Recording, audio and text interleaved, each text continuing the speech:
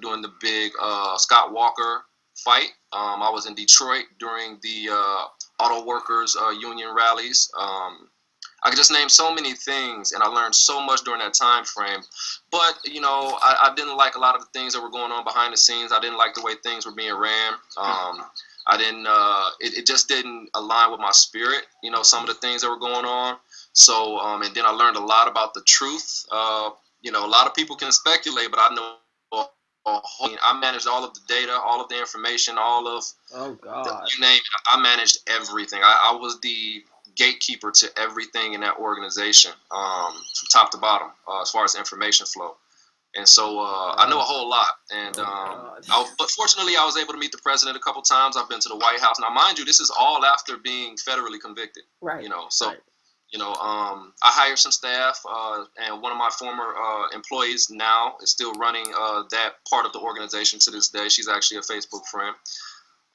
So I had a very interesting life, very, very, very interesting life, and I'm very blessed and very, appreciative of all of the graces that I've been given. And throughout the process, I've just tried to be positive. I've always try to bring people along with what I was doing. So when I resigned from the organization, I went into wholesaling real estate and web design and online marketing, graphic design, and all that stuff. I started my own little agency and, was working on that. Now, prior to that, I skipped a point. Prior to working for Reverend Jackson, what got me into technology officially and business in an official capacity as a consultant was this program out of Chicago called IC Stars. The letter I, the letter C, Stars. The website is icstars.org. Please look into this. It is a life-changing organization. It changed my life and hundreds of other individuals, many of which are my Facebook friends to this day.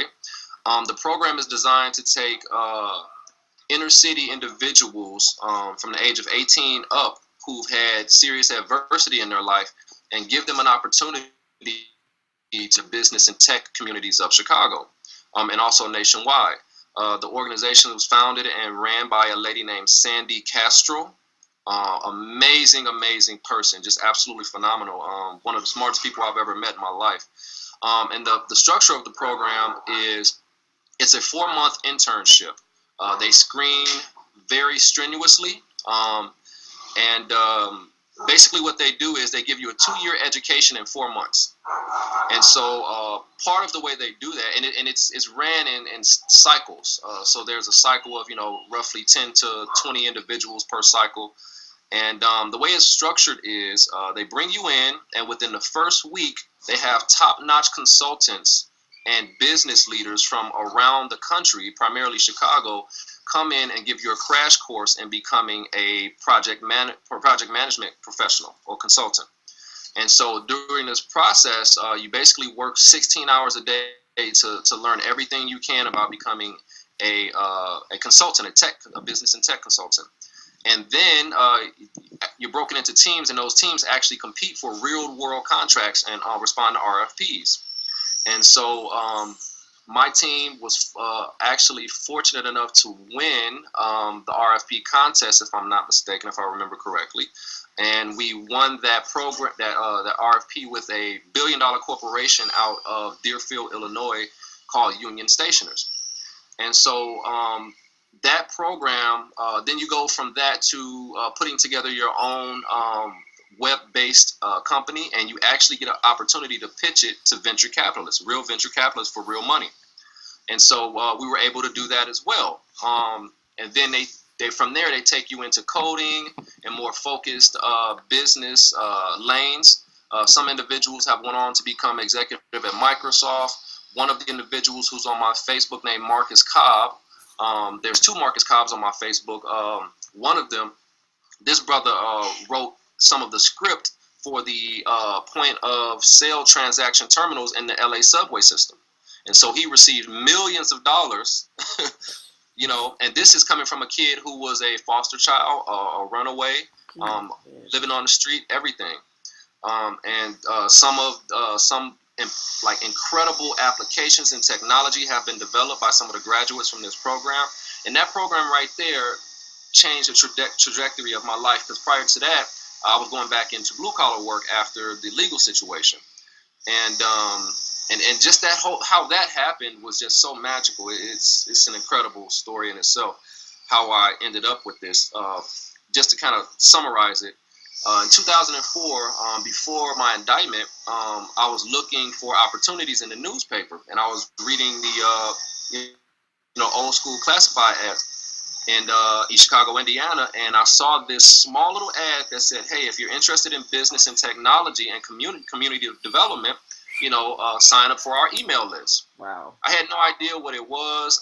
It was just, and mind you, this is 2004, so the internet wasn't what it was now. So I had to, make my way to this crude little website, put in my email address, and it was an email address that I hadn't used from 2005 up until 2008. I hadn't even checked it. It was an old Yahoo address. Oh, God. And so right before, And so right before I was going for a CNC operation train, I was an apprentice to be a CNC operator. And my former instructor, Cavellis Terry, he's actually on my Facebook as well. This brother, amazing guy, he taught me a lot about that industry. But I was wrapping up the program. I was about 2 weeks from graduation. And they had computer lab in this filthy machine shop, oil everywhere, shavings everywhere, just filthy machine shop. And they had a bunch of old Mac computers that had been donated, and they had a little lounge in there where we used to just get on there and try to talk to girls all the time. That's what we were doing at the time, right? Okay. So we were on social media trying to talk to girls. We weren't using the internet for anything else. It was because the program was designed for former federal inmates. It was strictly for former federal inmates. Okay. And so it was a bunch of brothers from diverse backgrounds who had been through the system, all trying to get back into the workforce. Okay. And so I was always checking my emails, trying to see who was hitting me back, all that stuff like that. And ended up checking this old Yahoo email account that day, and lo and behold, it was an offer to go to an info session for this program at IC Stars. And all of a sudden, my memory was jogged, and I was like, wait a minute, I remember 4 years later, right? Wow. And so I was filthy. And mind you, at the time, I had one outfit to my name. I had a black T-shirt, a pair of jeans, and a pair of Timberland boots. That's the only thing I owned at that time, okay? I was surviving off of maybe $200 a month. I was living in my uncle's basement. And I was just every day getting up, going to this program to train, going to the library to study and teach myself more web design, more opportunities, because I knew it would be very difficult with a felony on my back now. So it was pouring down raining, I'll never forget. And I had to take the the pink line to the blue line in Chicago. No, the blue line the pink line all the way downtown. And the office at the time was at the Microsoft headquarters in the United Airlines building on Wacker Drive in Chicago. I'm filthy. You understand? I'm coming from a machine shop, soaking wet, no umbrella, no nothing. God. And I go in, and so I go into this huge, beautiful office building. The security guard, he's like, "Can I help you?" Black guy. And I'm like, "Yeah, I'm here for the IC Stars info session." He's like, "All right, floor number 7. And so I go into this building, high technology. This is Microsoft headquarters inside the building. So it's super high tech, and I'm filthy, looking like a grease monkey, right? And so I get in there, I walk in, and it is literally like walking into the future. Technology everywhere, glass walls, everything. And so I go into this building, this room, and huge conference room, big tables, everybody's buttoned up to the T, everybody's suit and tied, you name it. And I'm looking like I just crawled out of an engine. And so I sit down. I was already late, already about 10 minutes late, and maybe more than that, actually. And Christian Romero, he's also my Facebook friend. He was the one running the info session. And I sat down and I heard it, and I knew it was for me. I mean, they talked about everything that I always wanted to be involved with: business, technology, giving back to the community, and overcoming obstacles. And so I just committed myself. I said, no matter what, I'm going to get into this program. They gave you a stipend of like $100 a week or something like that. And they did everything they could to help you. And so it was like a 8-week process to get in. Like, you had to go through all of these mental challenges, write these papers, and do all of these exercises, and then you had to go before a board and, you know, present yourself and be interviewed. And so I went in there and I just told my story. I told the truth of my story, and they told me, okay, you know, thank you, blah blah blah. I left out, and I was sitting in the little testing area, and Christian came out and he was like, congratulations, you're in.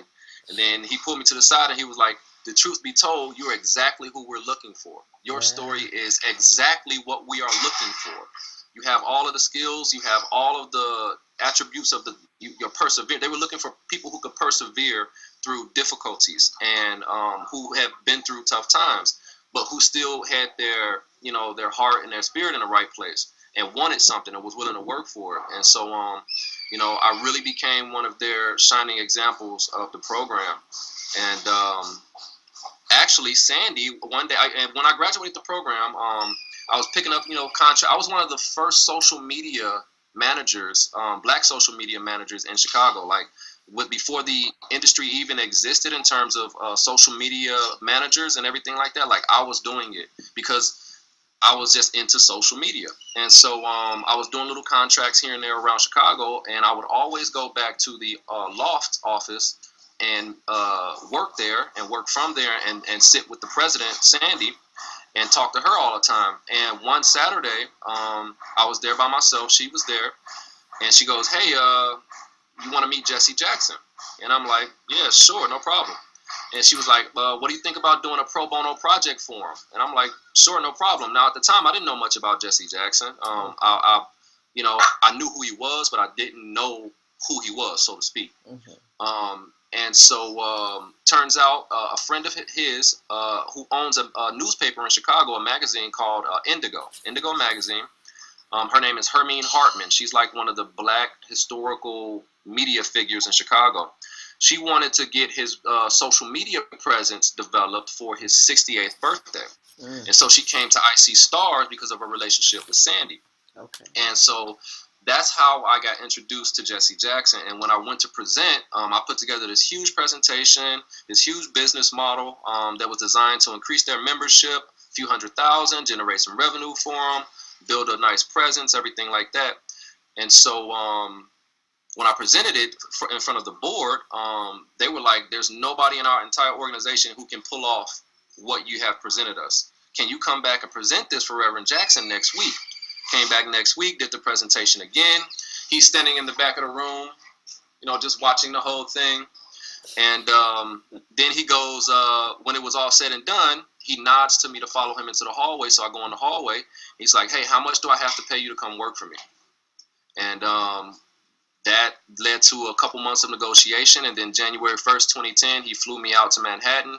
And I officially became the tech and online media executive and tech executive for the Rainbow Push Coalition. And so that's what led me into that position. But to pivot back to after leaving that, I got into wholesaling real estate, and